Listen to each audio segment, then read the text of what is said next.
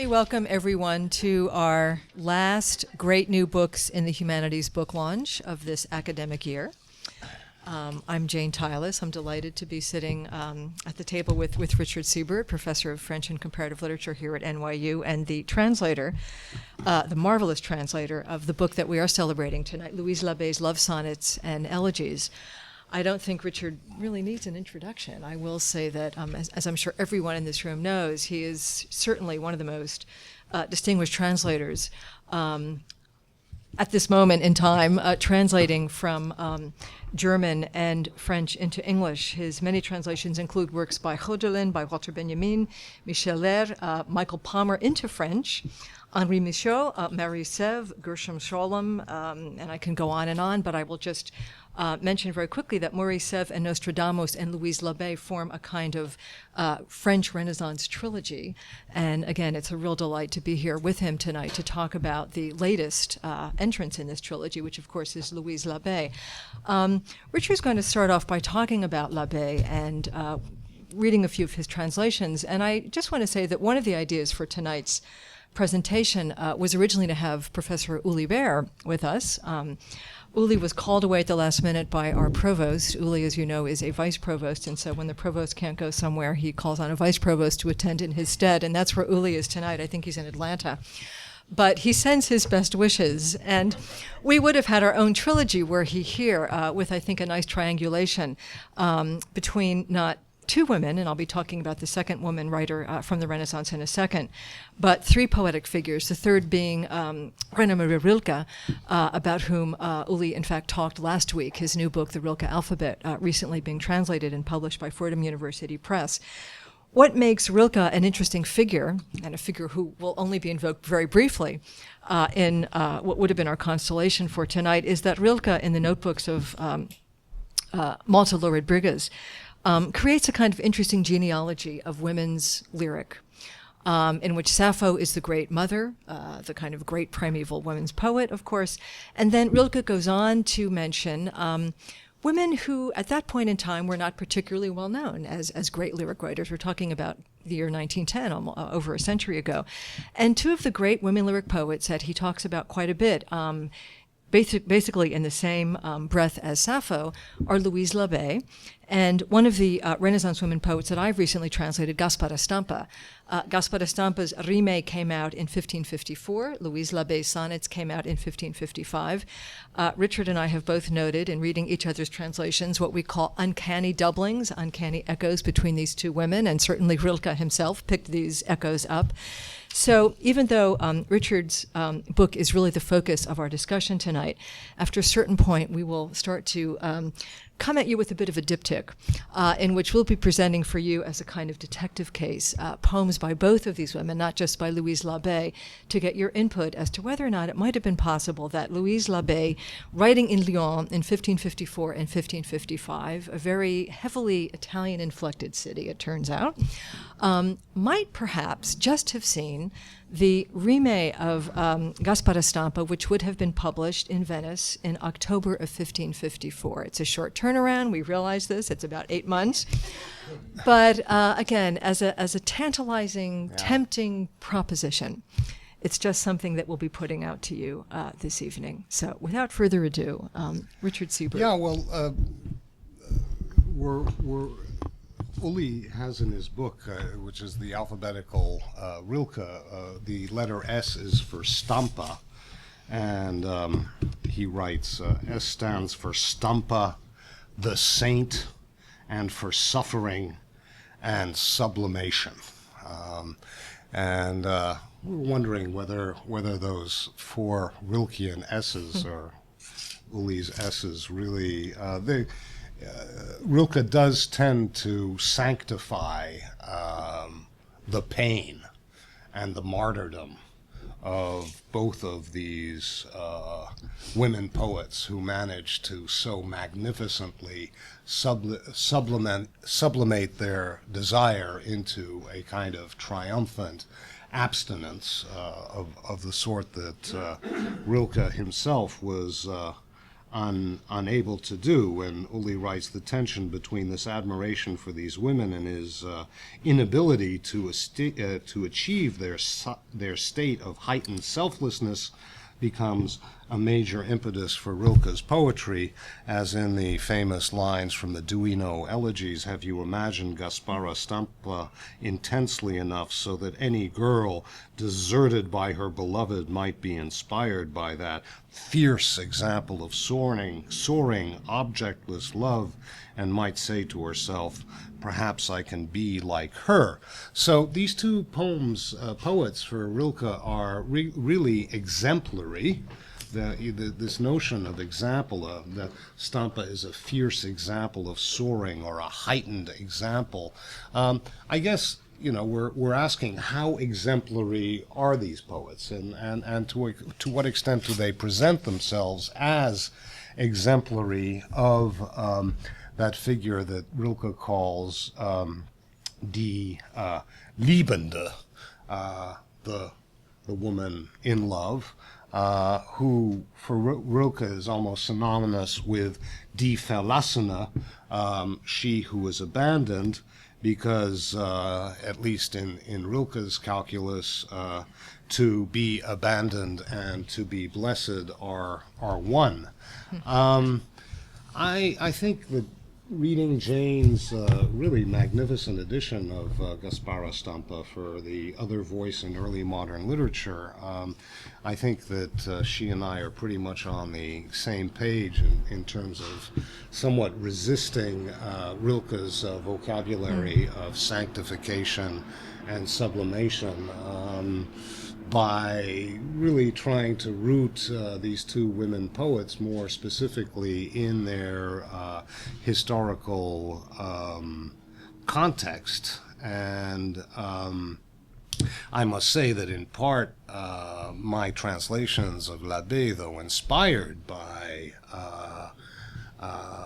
the great female impersonation of Rilke's translations, not only of Labé, but of Elizabeth Barrett Browning, of Maria Alco-Friada, and so on and so forth. Auden commented that Rilke was perhaps one of the great lesbian poets of the 20th century, although inspired by that Rilke's gender-bending kind of example.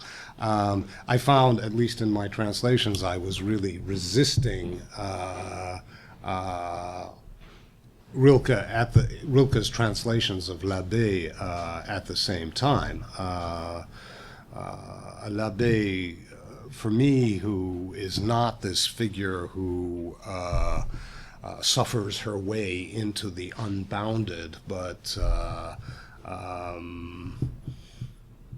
someone who, at least in her verse, is a much snappier, laconic, and caustic kind of vernacular poet than this kind of gauzy veil of the transcendental that Rilke drapes over the rather sinewy body of her sonnets. So, I mean, there was also a kind of a formal resistance to Rilke, which actually has to do very, very specifically with Rilke's attempt to enjamb Labé all the time, a poet who writes with remarkably few enjambments at the level of the line, but who will enjamb at the level of octets and sestets and so on and so forth. So, who is Louise Labé? And the parallelisms with Stampa are, in fact,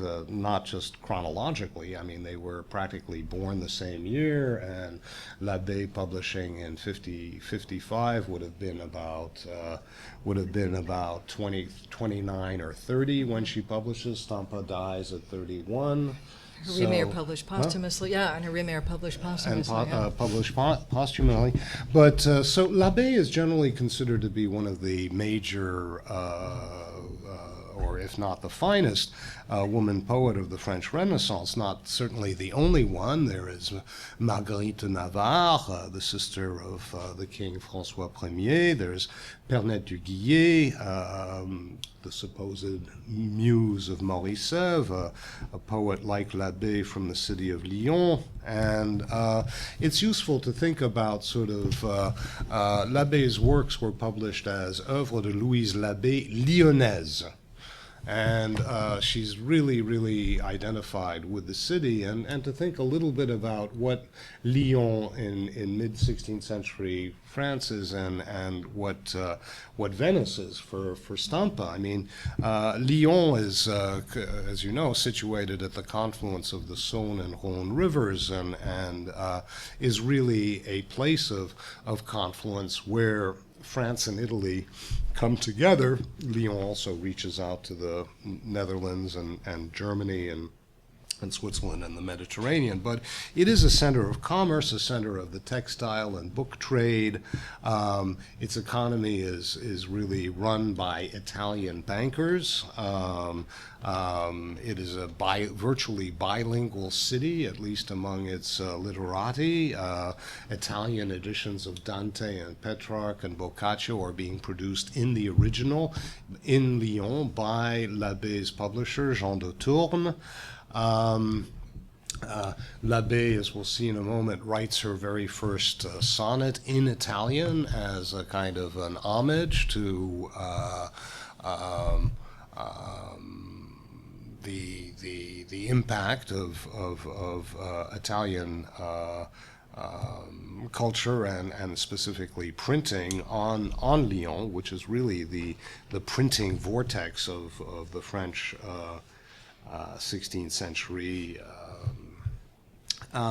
But she, unlike these other French writers, is actually from the manufacturing class. Her father is a wealthy rope manufacturer, and she's known as La Belle Cordière, the fair roper or rope maker. And this notion of rope really appealed to me. Rope is to the 16th century what iron or steel is to the 19th century. In other words, without rope, no commerce, no conveyance, no hauling, no sailing ships, no exploration, no translation. This is why Rabelais refers to hemp, Pantagruelion, as absolutely the magic mover of culture and consciousness in the 16th century. So the poet I tried to register in my English translations is a master of twining. I tried to articulate in English her rhythmic interknotting of lines, their rhymed cordage as tensile as rope.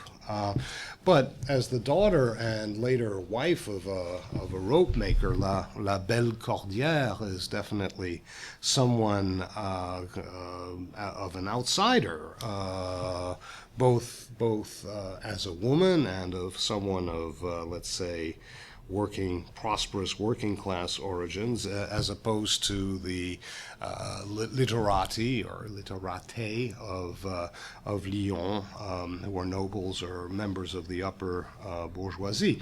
Although she's clearly quite learned, probably a scholarship student of sorts at a fancy Lyon's girls' school. Her social status remains problematic. Reading your edition, so Stampa's parents are gold smiths or gold merchants? Well, her father was a gold merchant. Gold merchant? Who died when she was very young, and the mother took her and her sister and brother to Venice from Padua. Yeah. So middle class. Middle class, but her class origins kind of impede the full possibility of ever marrying the object of her desire. Right. Who is an aristocrat. Comte Exactly. Colatino, right? So she's floating in Venice within these kind of academia, these academies of... Or not. I mean, you or know, the not. interesting question for both Labé and Stampa, I think, is, you know, the phrase that you hear a lot now and that you heard a lot then is cortigiano onesta, right? The honest courtesan. What is an honest courtesan? It seems like an oxymoron, right? You know, a contradiction in terms. But it was clearly a somewhat well-educated woman who was musically talented. Both Labé and Stampa were musicians more than anything else, perhaps. Yeah. Stampa was heralded in her time as a great virtuosa here being a player of a lute, a singer. Obviously, she probably, perhaps some of her earliest poetic attempts were setting her own rhymes to what were already clearly delineated Petrarchan, metrical songs. Sort of standard melody. Standard melodies, exactly. Old standards. Yeah, the old standards. Yes. Vocalists doing their own... Doing vocal things. Doing their own poems to the old standards. To the old rhymes. Yep, exactly. And Labé may have been a cortigiano onesta as well. Mm-hmm. John Calvin speaks of her as an outright whore. All the more outrageous because she didn't charge the literati,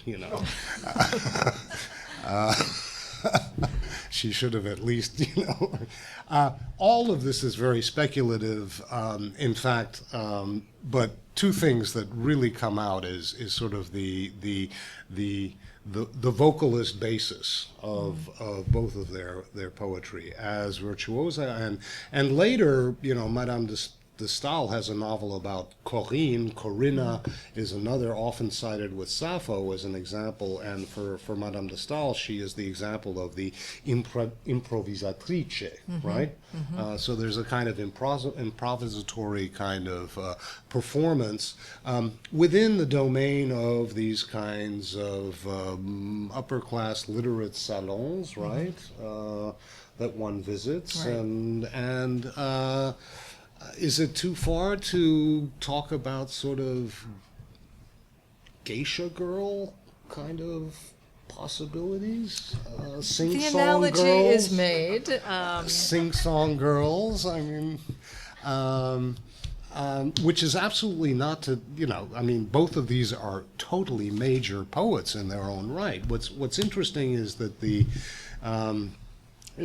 much of the transmission of Stampa's work is not only through her sister, but through a lot of males who intervene. Right? And the same is with Labé. And thus leading to a recent book by Mireille Huchon, who was at the Sorbonne, a great specialist in the Renaissance, to propose that Louise Labé was a créature de papier, that she was a literary hoax, une supercherie littéraire, invented by Sèvres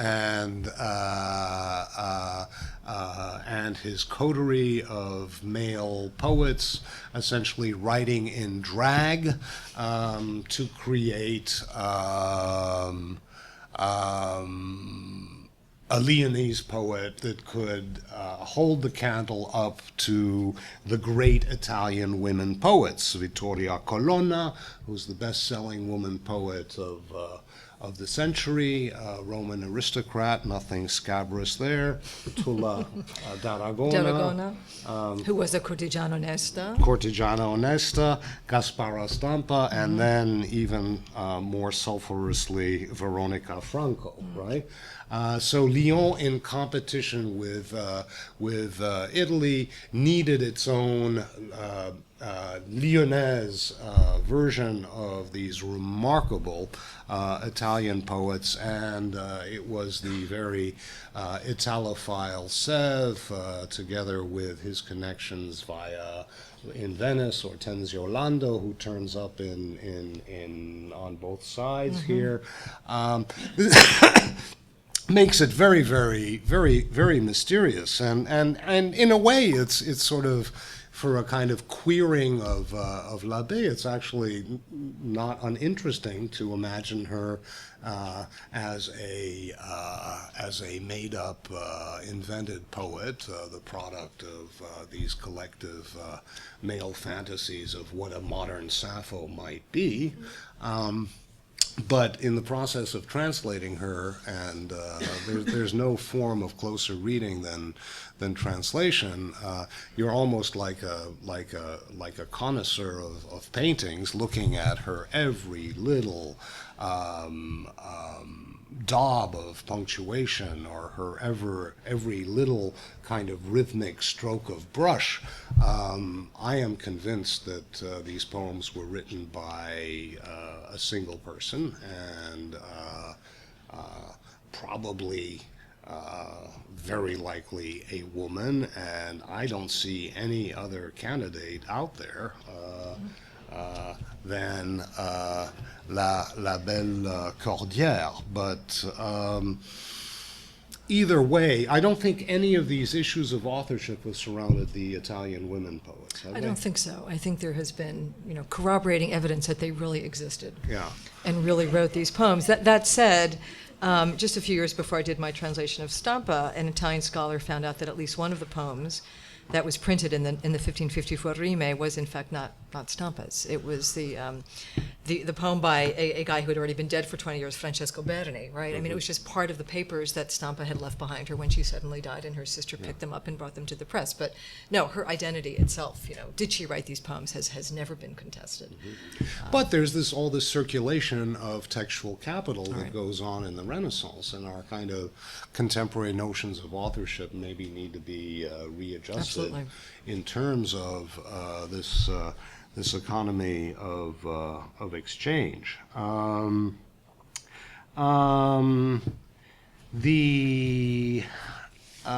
We might return to Sappho, whom both poets invoke as their sort of model figure. How much did they know of Sappho? This is a very interesting question. There is only right around the 1554 same year, the re-edition of this treaty on the Sublime by the Pseudo-Longinus, which cites Sappho.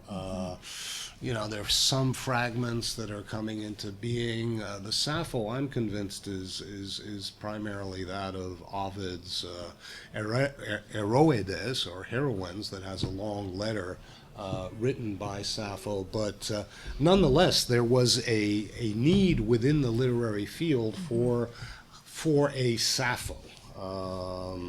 Which is the only kind of part of the Western tradition that we could link. I think you should read from Elegy 1. I think you need to hear some of Richard's amazing translation. Well, okay. And I hope you'll refer to the moment where she talks explicitly about she's picking up her lyre to. Well, yeah, maybe Elegy 1 is often cited where she picks up.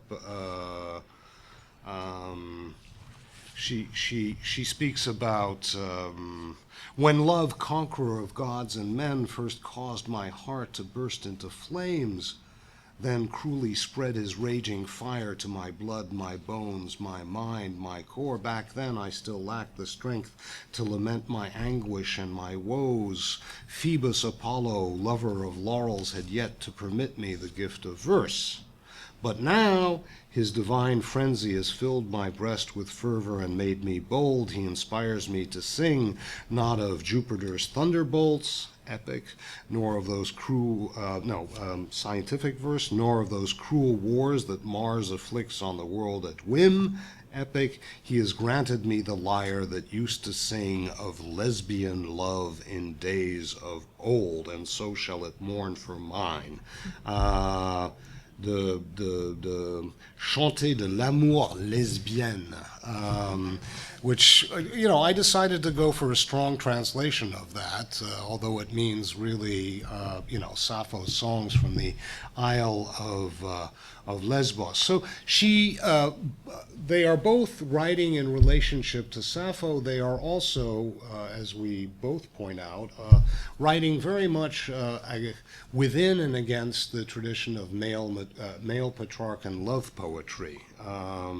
And Jane emphasizes Gaspara Stampa's need to kind of establish herself a paro, on a parity with both Sappho and Petrarch. So there is definitely a kind of ambition in both of these poets to achieve a new kind of laurels. Maybe I'll just read the first sonnet, and then I'll come back to the elegies. Labé's first sonnet is actually written in Italian, and it is it's a reprise of the first sonnet of Petrarch's Rime, as well as the first sonnet, first dizain of Sèvres d'Élie.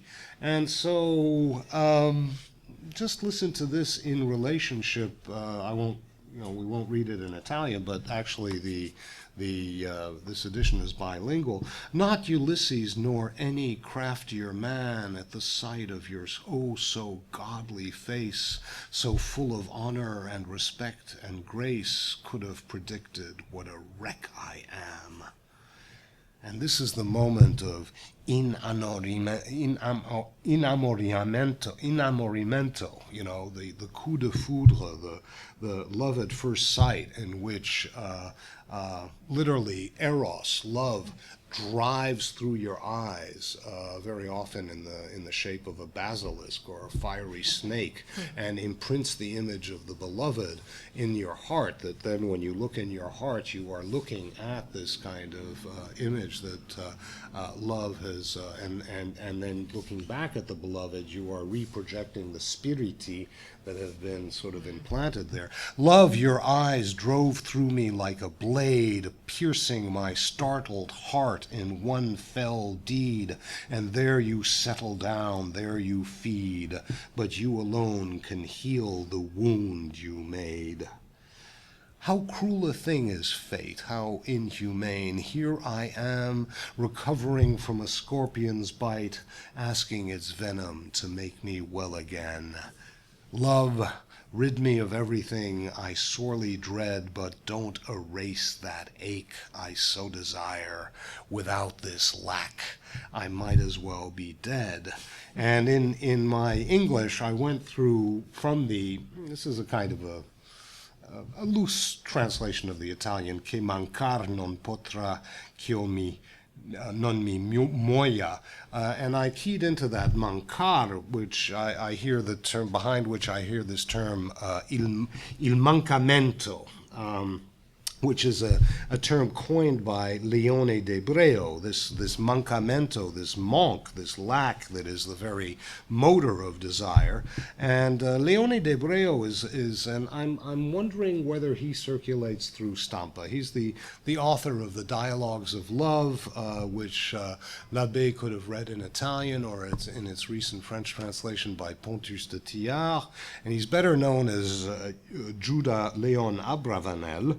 He's a Portuguese-born Sephardic student of the Kabbalah who then moved to Naples and mixed in with its Neapolitan Neoplatonist. But anyway, he was one of the kind of more than Ficino, I think. It was Leone de Breo who was really hot in Lyon for his Dialogues of Love, and of course Labé wrote a long prose dialogue called the Dialogue of Love and Folly. And so does Hebreo filter up into Venice? Oh, absolutely. Yeah. He's all over the place. All over the place. A kind of weird mixture of, they think, going beyond the Kabbalah, perhaps back to Arabic poetry, of a curiously sort of very complexly dialectic but not dialectic sort of vision of the dialogue of two souls in love.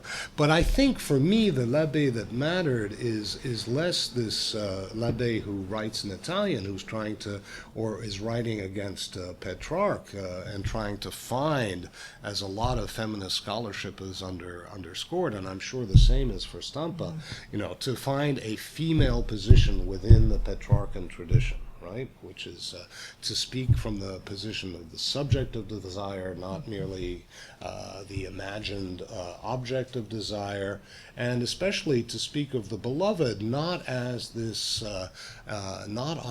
object that needs to be kind of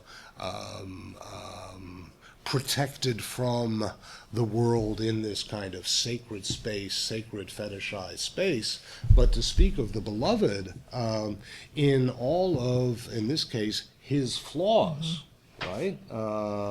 In a rather caustic fashion, right? So I mean, right? I think a similar move vis-a-vis the It's not the Petrarchan. divine Lara who has no problems whatsoever, with her beauty or her persona. It's a deeply flawed aristocratic individual who, in addition to being completely unfaithful, is a bad writer of poetry, A male narcissist. a male narcissist, goes off to France. I mean, the interesting thing is that Labé's beloved, she complains that he's in the Po River in Italy, whereas Stampa's lover goes off to France. So there's also this interesting kind of, almost chiasmic relationship between, among the four of them, as it were. So yeah, they're not, sometimes they're on pedestals, but more often than not, they're not on pedestals. Yeah, and there's a lot of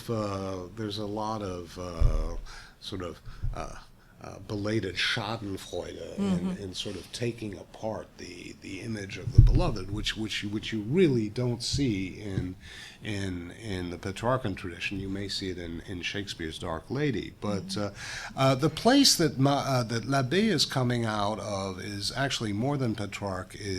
She's coming out of Clément Marot, who's a very, very interesting sort of late medieval, early Renaissance poet, who's actually the first modern editor of the works of François Villon, and who's actually very dismissively dealt with by Du Bellay in his Défense de la illustration de la langue française as being someone still too much in the kind of rhymester tradition of grand rhétoriqueur, late medieval poetry. But through Marot, I think you can hear, at least I wanted to hear, the Villon vein in Labé.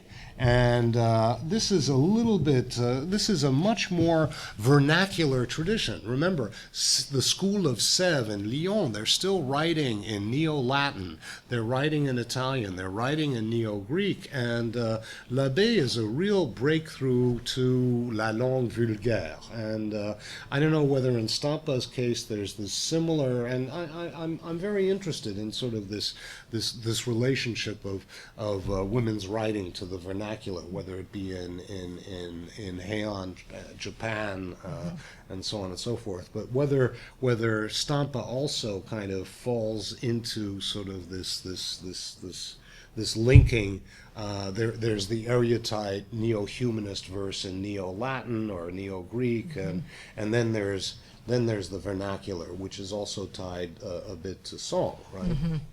Probably Italy, the situation's a little bit different because of Bembo. Yeah. And the rules in 1525, the new rules for how do you write elegant poetry, and you follow Petrarch and you follow Dante. So I think the situation in France may be a little bit different. Whereas, in Lyon in particular, there's this still high humanist culture that writes in Neo-Latin because it wants to be European. I mean, this is the Republic of Letters that you plug into. But Labé is definitely, and that was another thing I try to get in the translation, is a kind of a de-Latinized, de-Hellenized French that's closer to the voice and lexicon of heightened speech, or that place, as Zukowski says, where speech crosses over into song, or what Ronsard calls le haut style bas, the lofty low style. And here's what I try to capture that in her elegies. I'll read a little bit from the elegies. I've never read these in public before, so I don't know how they'll formal, yet still within our common hearing. Elegy in antiquity is always allegorized as a beautiful young woman lamenting with, however, one foot longer than the other, because the classical elegy was written in a hexameter followed by a pentameter, so it has a kind of an unequal gait, the hexameter being felt as more masculine and more epic, the pentameter perhaps perhaps a little more feminine, introduced by Marot into French as rhyme couplets. I kind of, in my translations, gesture toward the rhyme couplets. I think once we understand a poem in the original is in rhyme couplets, we don't need to slavishly imitate the rhymed couplets. It gets a little boring, but I've tried to kind of move inside and in and out of rhymed couplets. And these elegies were originally in the 1555 edition of her oeuvre came first in order to kind of give an autobiographical portrait of the singer of the sonnet sequence to come. And so this might be a good place to start. It's the closest we get to a sustained self-portrait of Labé, even though this may be a completely fictional, conventional, and maybe, why not, written by someone else, self-portrait. I think probably our best self-portraits are written by somebody else. What's interesting is that in this Elegy 3, she's addressing the ladies of Lyon. And the book itself is, her oeuvre have an introduction, a dedicatory epistle to Clémence de Bourges Lyonnaise. Again, this appeal to another, in this case, aristocratic woman who was part of the group of the women of Lyon.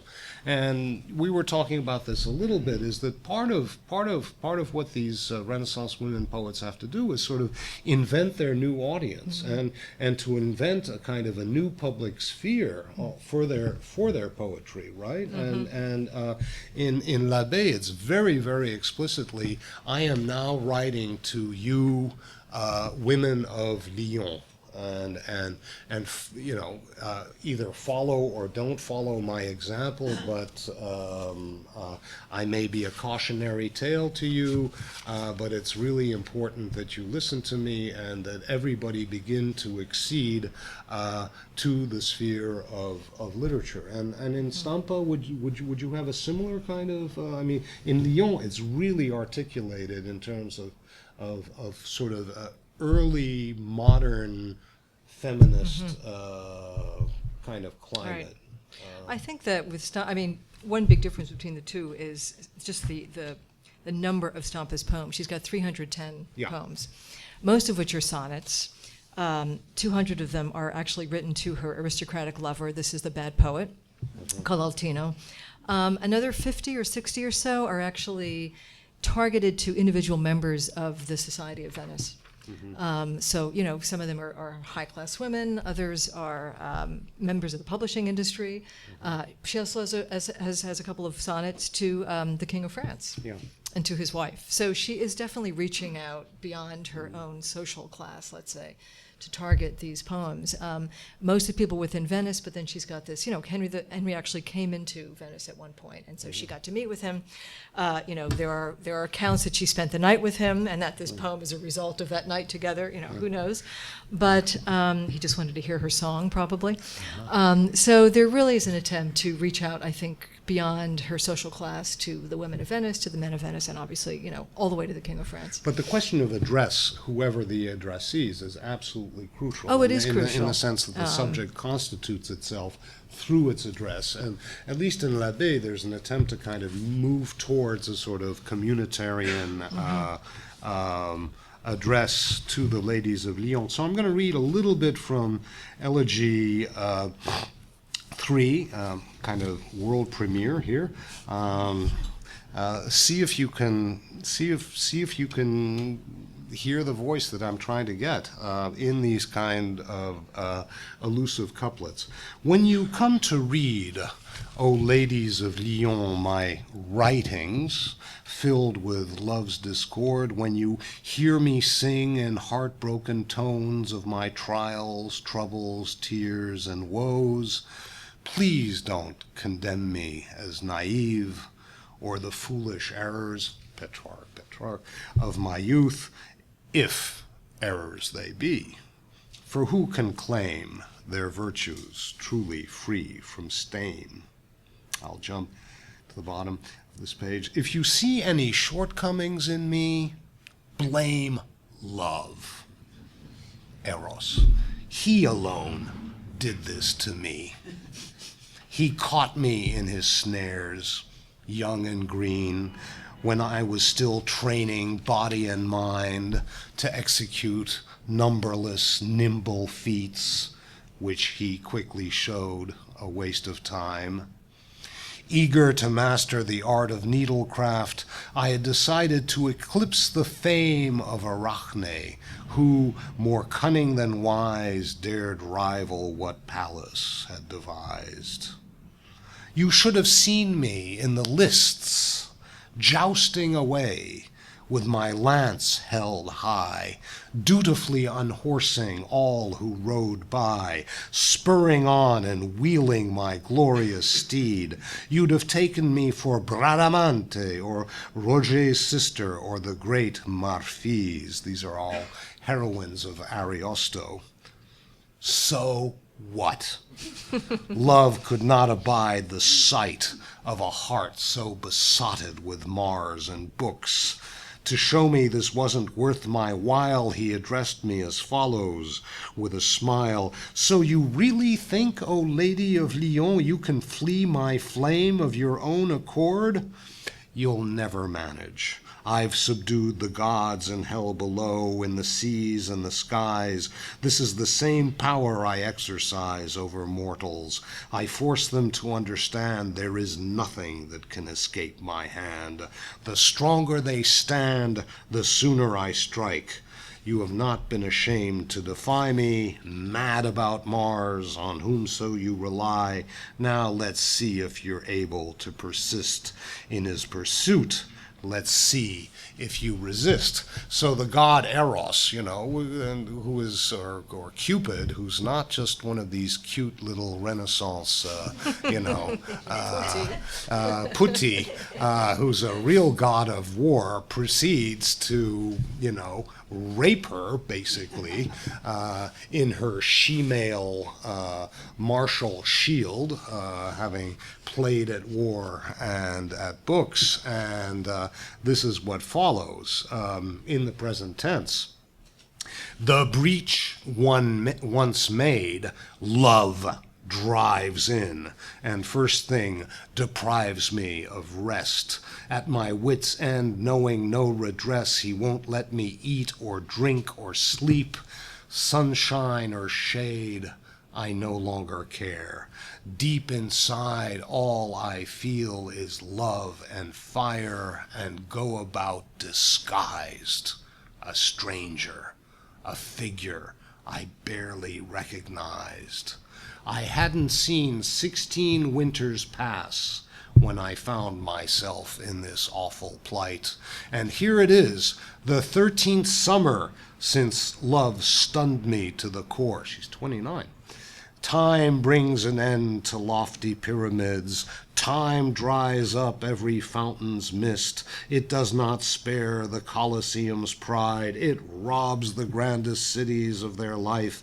It has also been known to quench the fire of love, however it burned. But in me, the fire grows more intense with time, leaving me without defense. So a lot of this this elegy contributed to this sort of myth of Labé as an androgyne, or basically as a tomboy, whose major characteristics, until basically raped by love, were male, and this kind of curious trope that love devirilizes you. Love turns you into a woman, which you find in the Roman elegies. This is what happens to Propertius and to Bullus and Ovid is to fall in love is in fact to turn into a woman. And so this is very curious in Labé, that she speaks about her turning into a woman, and yet that turning into a woman actually allows her to somehow reappropriate the male tradition of love poetry, and actually become more of a man than the men who are writing in these traditions. I mean, this is why I have absolutely no problem translating Labé as a quote male, because gender is entirely positional in this kind of play. You know, I don't know whether some of the same thing is going on in Stampa. Not at all. Not at Stampa all. is a woman at her core, and she doesn't ever deviate from that stance, I would say. I think what she can emerge as, however, I think, is a kind of ungendered poet. That is to say, poetry does not necessarily have to involve any kind of gender role. So when she is a poet, and maybe, I don't know, maybe we could do our little diptych readings. We wanted to just, towards the end here, kind of pair a couple of poems where both women talk about their lovers as Orpheus. Both women basically say after a certain point, enough with the poetry, we're tired of hearing you sing, it's time for us to sing. And both women have this kind of cynical side. You know, not that Labé isn't burning with love, but she can also, you know, I think part of what she's doing in the sonnets is to get a bit of a perspective on that love. And so maybe we could pair Let's go with these three poems and then open things up to the audience. Yeah, I think we have 3 or 4, but then we'll finish. Okay, Great. so we'll do antiphonal readings. So the first is, this interesting way in which both Labé and Stampa, in the person of Count Colatino, construct their male objects of desire as poets. Now, Colatino, you tell me, wrote maybe like a poem or 2 in his life? 8. Eight that poems. we have. He might have written a lot more. We, of course, have no idea who Labé's object of desire is. I mean, you know, some people think it's Olivier de Magny, probably not. People have even imagined Marot or Dubélé because she talks about a poet. I don't know if this is just a trope, but here's a typically exasperated Labé talking about her lover poet.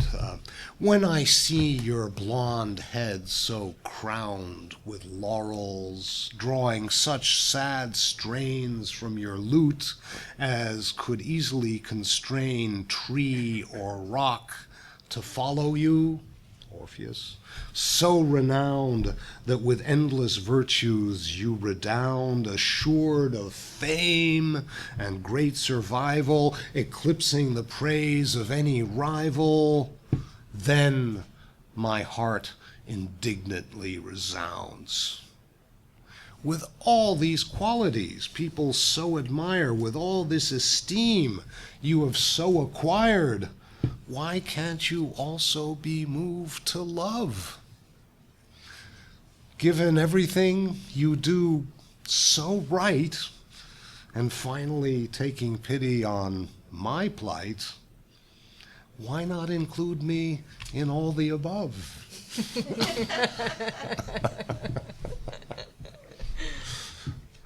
Here is Stampa's Orpheus poem. It's not as interesting or as good as that one. She does have moments of little digs at Colaltino, as when she says, you know, ladies, if you'd like to know my lord, picture a man, you know, beautiful blonde hair, you know, nice build, broad-shouldered, and finally, in every way, he's perfect, but woe to me, a little cruel in love. So she's got digs like that. But here's her Orpheus poem, which I'll read in full, the Orpheus sonnet.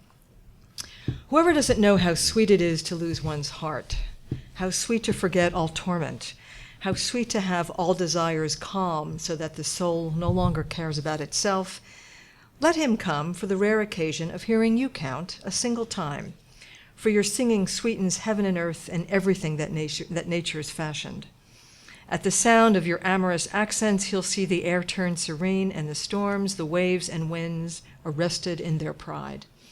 And once he sees what you can do, he might well believe that Orpheus, too, could charm tigers, bears, and serpents with his song. Mm-hmm. This is kind of an ironic, take on Orpheus. Ironic, yeah. Here's another. This is Sonnet 20. I mean, there are various other poems by Labé to her poet as lover, and sort of asking her, well, why don't we stay with that? This would be Sonnet 23, because you have one. And again, you can hear this kind of caustic undertone of Labé, who's talking about her poet, her lover poet, who has so praised her in his poetry, and what kind of ruse was that? What good is it now that you so perfectly once praised the golden tresses of my hair, or that the beauty of my eyes you compared to two suns from which love so expertly drew the darts that into your heart did fly? Where are those tears once shed and now no more? Or that death on which you solemnly swore you would love me for the rest of your life? Or was it all a cruel ruse on your part to pretend to serve me, enslaving my heart? Forgive me, love, if I speak so free, for I'm beside myself with rage and grief. But I'd like to think, wherever you might be, you're every bit as miserable as me. And there you see Labé, what I've also tried to articulate, and actually Jane talks about this, is what these two women poets do is they're really playing around with the octave sestet structure of the sonnet.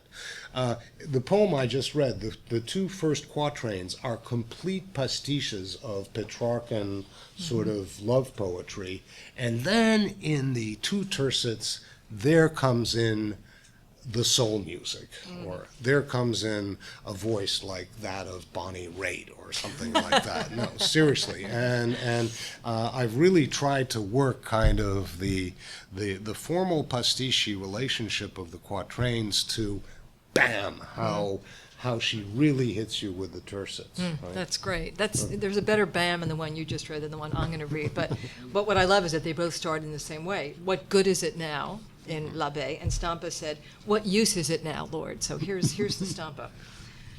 What use is it, Lord, in putting pen to paper to praise me, when nothing in me merits the high honors you'd bestow on me, and if there's something there, why, isn't it all yours?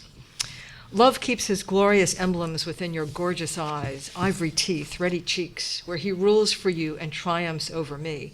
Whatever I write and speak about is there. Thus, if anything in me is honored or prized, know that I live and breathe, the credit's yours. You've made it possible, not me in my baseness. But now you try with such sweet song to surpass, alas, what you do with your beauty, intensify my flame, increase my laments. It sounds like it's just pure praise, but in fact she's basically saying, don't bother writing anymore. You can't increase my laments, or already I'm lamenting as much as I possibly can. I have stuff to write about, that's you. You have nothing to write about, which is me and my baseness. So, you might be Orpheus 100 sonnets ago, but at this point we're at sonnet 117. What use is it, Lord, in putting pen to paper? There is no use. So please stop writing those bad poems. So interesting dig. Not the bam of the closing tercet, but still that getting under your skin kind of poem. My pain is basically always in excess to your right. praise. Exactly. Right? And that's all I really want to hear about right now, and all I want to write about. And we are, maybe Rilke's there onto something, because both of these poets are talking about a kind of economy of surplus, of a female surplus in relationship to the male discourse of love. Let's try maybe just two more. One is, this interested me because you may know about the tradition of the blason in French Renaissance poetry. This is where male poets take either individual parts of the female anatomy and then praise them to the skies, right? And there were contests. Who could write the best poem to the breast? Who could write the best poem to the to the forehead. There were more obscene versions of this, but it's a definitely male fetishistic kind of tradition, obviously, that goes back to apparently ancient Egyptian love poetry that then moves into the Songs of Songs, where you do an inventory of the beloved's attributes, which you then metaphorize. This is Sonnet 21, where Labé is kind of taking this male genre and I think very, very astutely and ironically turning it around into, okay, so what would the perfect guy look like, right? Since you men are always talking about what the perfect woman might be, you know. 21. What height places a man beyond compare? What size? What shade of hair? What color of skin? What are the eyes whose honey hides their sting, which drive us the most quickly to despair? What song is most befitting to a man? Who could sing his sorrow more deeply? Who could stir the lute to play more sweetly? Who could compass all of nature in his span? Quatrains. Volta? Turn? I wouldn't want to claim that I knew best, love having convinced me nevertheless. But I know one thing well, of this I'm sure, that all the beauty we most keenly prize, and all the art that improves on nature, could not increase the drive of my desire. So there's something clearly in the desire, ne saurait accroître mon désir. There's something in the autonomous just drive or own desire that goes way beyond its object, right? And in fact, it is that desire and in its surplus and in its aftermath, that in fact renders her far superior to any kind of fetishistic breaking down, although you might say that fetishistic breaking down is the very product of the drive of the desire. But I don't know if there's anything parallel. I have a blason, which, okay, good. Which I can read. Hit us with a blason. Kind of a blason, you'll see. Why, Lord, do they wear themselves out in vain, painting and sculpting you on marble and paper? The splendid Buonarroti and Titian, and all the others who in their art have gained fame. When I've sculpted you just as you are, openly, plainly, on every inch of my heart and my mind, so your image will never part, no matter whether you're near or far. But perhaps it's because you'd like to be seen as loyal and gracious, which is how you seem when with others, in all your acts, no matter how mundane. Whereas, alas, I can hardly dare tell you, I carry you around just as I find you, a little inconstant and full of disdain. Nice. So that's one of her blasons. And you hit the rhyme there. I'm ad-libbing. Virtuosa. Virtuosa. Let's maybe end with this. I don't know whether there's a pendant to this, but this is Labé's most famous sonnet. It's Sonnet 18, and it begins baise mon corps, rebaise-moi, et baise, which when I first read this as a mere youth with only contemporary French, obviously sounded like fuck me again, re-fuck me, and fuck.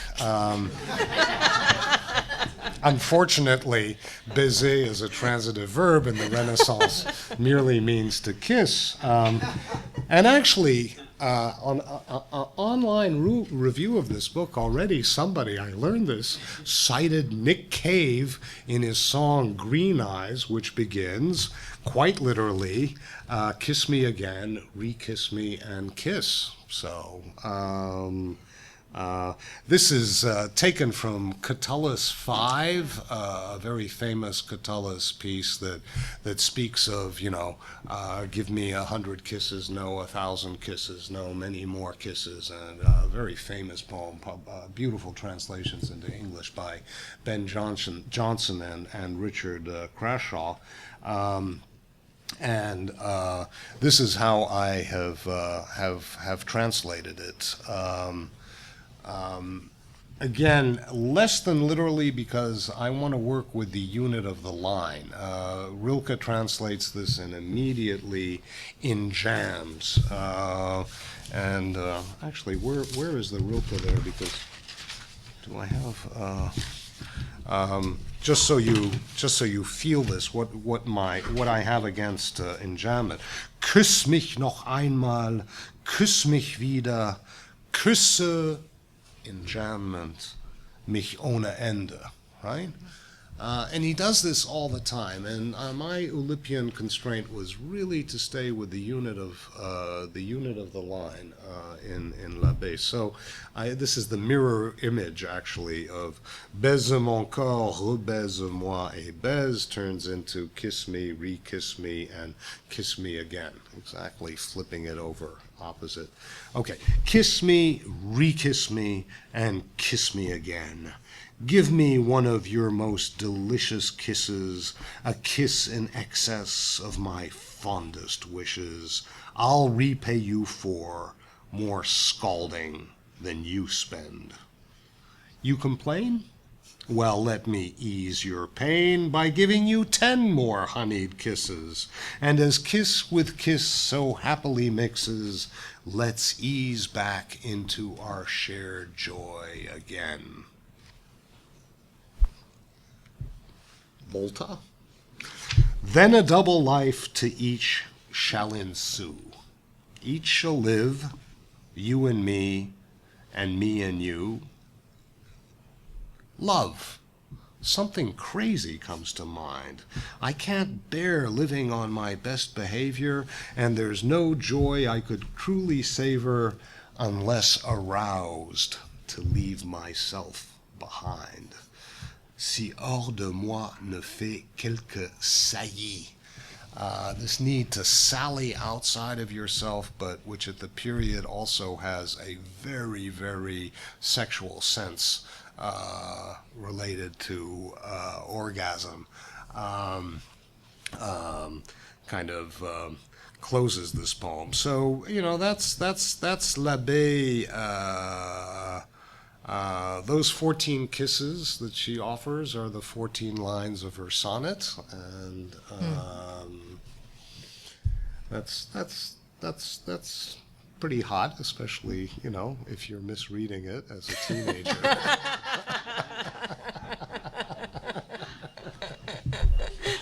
That's great. I think we should close there, Okay. unless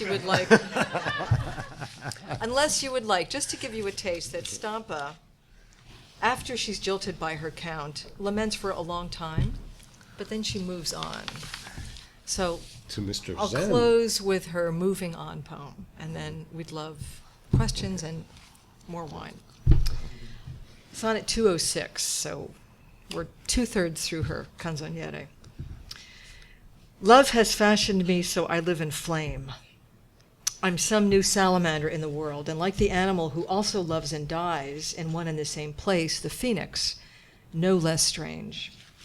These are all my delights, and this my joy, to live in burning and never notice pain. Nor do I ask him who reduced me to such a state to pity me, much or a little.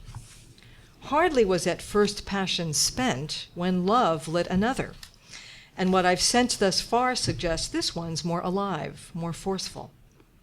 Of this consuming love I won't repent, as long as he who's newly taken my heart is satisfied with my burning and content. Right. Thank you for Thank you. being here. Thanks to Richard Sieburth and his wonderful translation.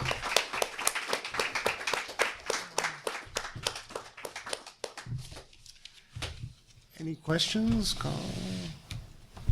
So you said kind of repeatedly that it doesn't really matter if it was a woman, if it was a man in drag, if it was a super chérie. And yet you say clearly you've arrived at the conclusion that she's a woman. I do. I think so. I think so because, I mean, I think there is, well, let's say, by process of subtraction, I think there is one voice here. I think this is not poetry by committee. By committee. It's not a Diderot, this La is- Religieuse.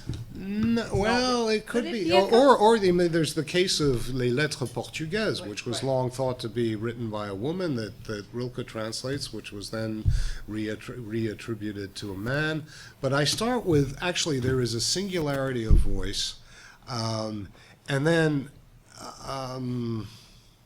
and a singularity of form. I mean, I read a lot of Labé's sonnets against contemporary sonnets being written in Lyon, and the little stuff. I mean, it would get very technical to show what she's doing, sort of with her tercets. So there's one hand there, and I looked around for sort of other candidates, and I'm really looking around at sort of the things that the things that she is doing, and I mean, I may be wrong, but I think it is ending in this kind of translational, transgendered space that she often writes like a man.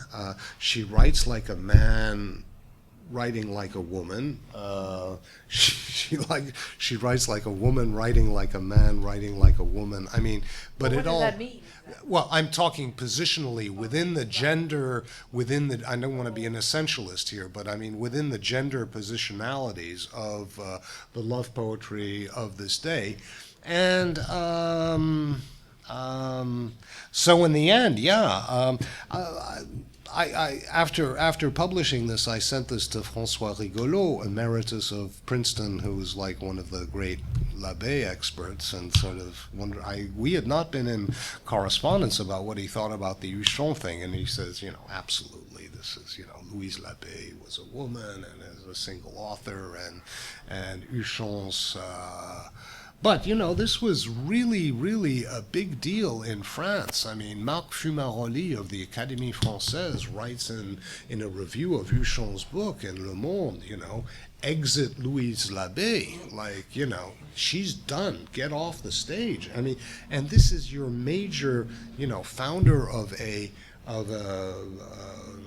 écriture de femme, if not écriture féministe, tradition in France, a tradition that doesn't have that many great women poets for some reason, to begin with. I mean, compared to German or Italian or English. So, I mean, this really hit the newspapers in a big way. I mean, France needed its Shakespeare authorship scandal, but I mean, I don't think we're... So, yeah, I say written by a woman with the, I think there was a real Louise Labé. I think she was something of a cortegiana honesta.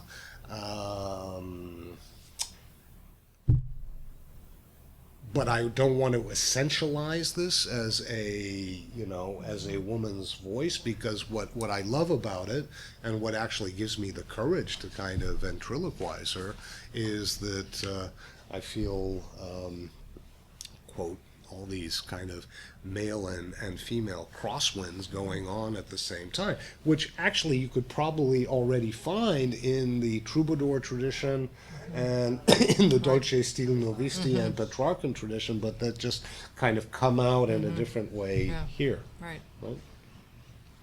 Yeah. So, No, the playfulness with which you've translated her, I think, really brings that out. yeah. Especially in that last sonnet. Yeah.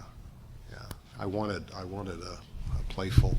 Well, thank you very much. It's very interesting. This isn't my subject, so I'm going to stay away from the French terms. Yeah.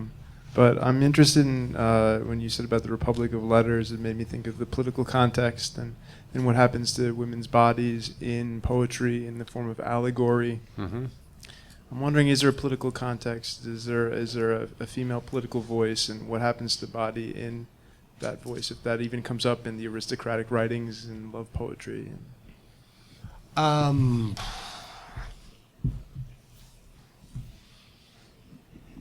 that's a tough one, because I mean, Lyon is definitely a kind of an early example of a bourgeois city, right? I mean, it's far from the court, it's far from the Sorbonne. There's a kind of a freedom of thought there, and there's even a kind of a social mobility that you can see in a person like Labé. So, what I'm thinking about in terms of political allegories, at least in Labé, are all these metaphors of commerce, intercourse, exchange, and so on, and so if there's a political sort of implication here is in her demanding, the real possibility of dialogue and of reciprocal dialogue and reciprocal desire with the beloved, right? Which again is sort of unusual given even in Seb's poetry the completely male solipsistic economy of his poetry, for whom with whom there's really no possibility of dialogue, and the object actually has to be totally dead or absent. Labé is constantly prodding the other into some sort of commerce with herself. So that's where I would take it. I mean, politically more economically in terms of sort of exploring new forms of commerce. Allegorically, of course, her prose pieces, this dialogue between folly and love. And la folie is always feminine. Interestingly enough, love, l'amour, shifts in gender between masculine and feminine sometimes in her writings. So I mean, if you wanted to get going on allegory, but actually in her poetry itself, she uses very little allegory. I mean, there's, like, thankfully for me at least, no Christian allegory. Very little classical mythology. I mean, compared to the day. So I'd say the politics in her case are the personal and the interpersonal and the dialogical. I don't know. No, I just want to, quoting from the epistle that Labé writes to her, to Mademoiselle, she has this great phrase, c'est honnête liberté, it's time to take advantage of that honorable liberty which persons of our sex formerly so desired. Because she says the time has come when the stern laws of men no longer bar women from devoting themselves to the sciences and other branches of learning. So she is now going to use this liberté, it seems to me, to write and to publish her book. So it's not political liberty, so to speak, but it's certainly something that speaks to a kind of opening that she is, the breach, right, into which she's been forced by love, a different breach now to publish. Yeah. What do we know about distribution in terms of publication and readership, how broad it was, and then people's reactions to these poems as they read them? Well, go with Stampa first, right? Well, Stampa was not published a lot. I mean, we have the one edition of her Rime of 1554, and then she doesn't get another edition until 1737. I honestly don't know. This is embarrassing. I don't know what the print run was for that first volume. I need to find out. I should have known this. But, she's not quoted a lot. She's not cited often. There's a little biography of her that comes out about 40 years after her death, which basically says, she's a woman who, to literally translate from the Italian, who conversed freely and liberally with men. And if it wasn't for her outstanding poetry, she would be blamed as a hussy. But her poetry saves her from eternal damnation. So at least 40, 50 years later, this came out in 1599, there were still people reading her verse. She then really kind of falls off the map until the early 18th century when this very energetic woman decides to create a woman's anthology of literature for Italians. This has never been done before, really. I mean, there was an attempt actually during Stampa's own lifetime to do this, but this very concerted effort happens in the early 18th century. She puts out an anthology with Vittorio Colonna, with Catherine of Siena, with Giulia d'Aragona, another courtesan, but the star of this collection is Stampa. I think there's some 70 poems of Stampa's, and so 10 years later, the same woman editor publishes just an edition of Stampa's Rime with these pitiful poems of Colaltino, her lover. So that's the first time that we see Colaltino in print, and you compare Stampa's breathtaking accomplishment and these really poor Petrarch-esque verses of Colaltino, and it's like, no wonder she told him to stop writing.